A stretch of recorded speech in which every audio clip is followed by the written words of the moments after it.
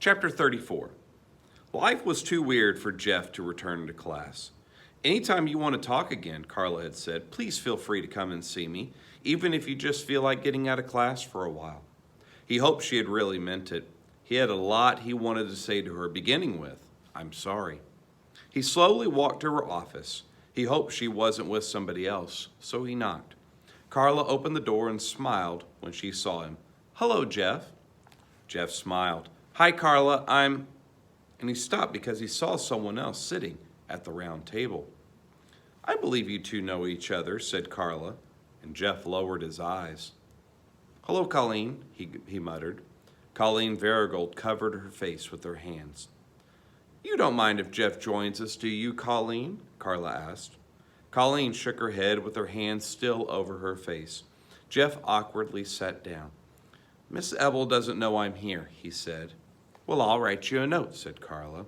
Colleen peeked out from between her fingers. I'm not supposed to be here either, she said. Carla turned to Colleen. So, what's the big emergency? Can you say it in front of Jeff? He already knows, said Colleen, and she looked at Jeff. And you better not tell anybody. I won't, Jeff promised. Tell anybody what? Asked Carla. Colleen walked into the boys' bathroom. I was there washing my face. Jeff, Colleen exploded, you just promised you wouldn't tell. Oops, said Jeff, and he blushed. Well, it was only Carla. You were going to tell her anyway, weren't you? Colleen smiled at him. Well, I didn't go there on purpose, she explained to Carla. It was an accident. I don't believe in accidents, said Carla. Colleen stared at her in amazement. She wondered how Carla knew she had gone in after Jeff on purpose. She turned to Jeff.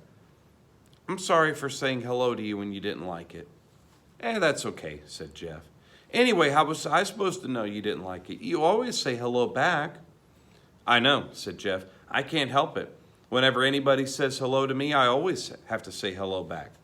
And he looked at the picture of the green monster with 6 hands hanging on the wall. If a big scary monster said, hello, Jeff, I'd probably say hello back to it too.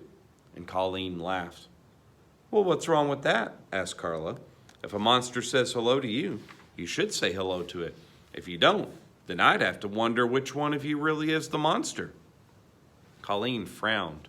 She suddenly remembered that Bradley Chalkers had said hello to her at the beginning of the lunch period, and she had walked away without saying hello back. It made her feel terrible. Well, you can say hello to me whenever you want, said Jeff. Colleen smiled again. Hello, Jeff, she said. Hello, Colleen, said Jeff. You know, I read somewhere, said Carla, that in Zen, the most important rule is that when one person says hello to you, you have to say hello back. What's Zen? Asked Colleen. It's a religion, answered Carla, and she got a book from her bookcase. Ah, here it is. And she read aloud from Raise High the Roof Beam, Carpenters, by J.D. Salinger. In certain Zen monasteries, it's a cardinal rule that when one monk calls out hi to another monk, the latter must call back hi without even thinking. Hey, Jeff should be a Zen monk, Colleen exclaimed with delight. Jeff laughed. I already say hello to anybody who says hello to me, he said proudly. Ooh, can girls be Zen monks too? Colleen asked. Why not? Said Carla. Colleen laughed with delight. And then she said, Jeff, do you want to come to my birthday party next Sunday? Sure, said Jeff. That's the second most important rule about being a Zen monk.